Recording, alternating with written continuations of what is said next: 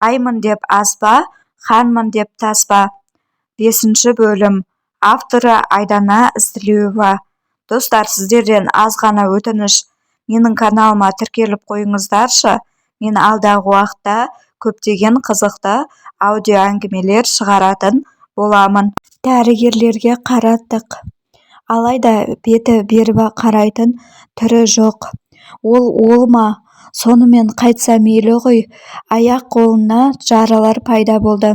Күйіп қалған іспеттес біртүрлі жаралар. Оны да ешкім анықтап айта алмай, нақты диагнозын қоя алмады. Әкем біраз қиналды. Бізде жылап-сықтап жүргенде арада 2 ай өтіпті. 2 айда әкемнің құр сілтері қалды. Соңында шыдамастан көз жұмды. Иә, атамның артынан әкем де кете барды.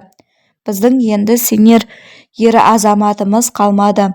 Бұл дүние неге сондай қатыгез деп жылап, жанымызды қоярға жер таппадық. Бірақ барлық кінә өзімізден екенін түсіне алмадық. Әжем байғұс жары мен жан баласынан айырылып, жаны әбден жараланды. Әкемді қара жерге тапсырып, рухына Құран бағыштадық. Әжем мен анам үшеуміз бір-бірімізге дем беріп, қалған күнімізді кешіп жүрміз.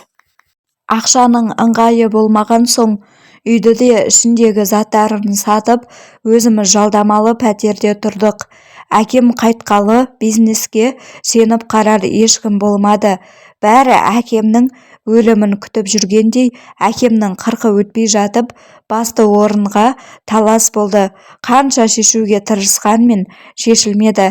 Ақыр аяғы күйреуге әкеліп соқты. Көз жастан құрылған бизнес әп-сәтте талқандалып жоқ болды. Біздің өміріміз жалдамалы пәтерге қарап қалғанын ел-жұрт көріп біраз күлкіге айналдырды. Оған анам мен әжем қатты қайғырды. Қайта еш жерге қарызымыз жоқ. Соған қуанамыз. Бұл орайда бізге үлкен күш-қуат керек болды. Алайда әжем мен анам көп сөзге қалып жүрді.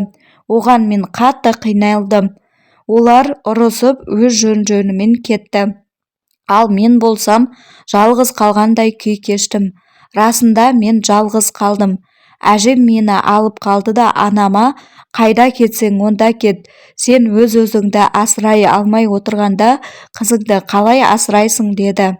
Содан анам мені тастады да киімдерін алып үйден біржола кетіп қалды.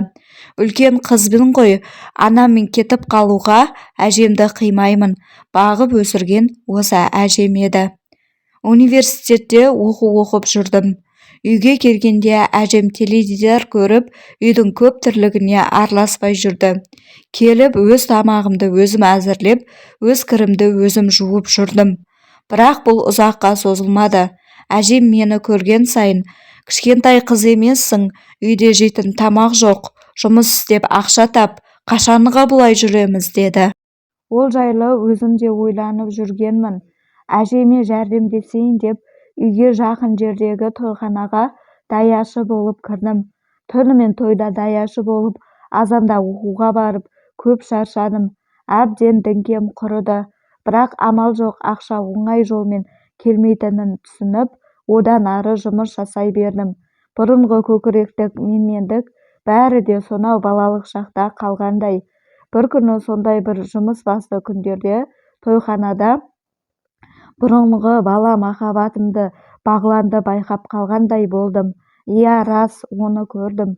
Жүрегім өзіме бағынар емес, кеудемнен шығып кетердей. Бір жігіттің үйлену тойы еді. Соған келген ғой сірә. Өңі бұрынғыдай емес, жүдеп кеткен.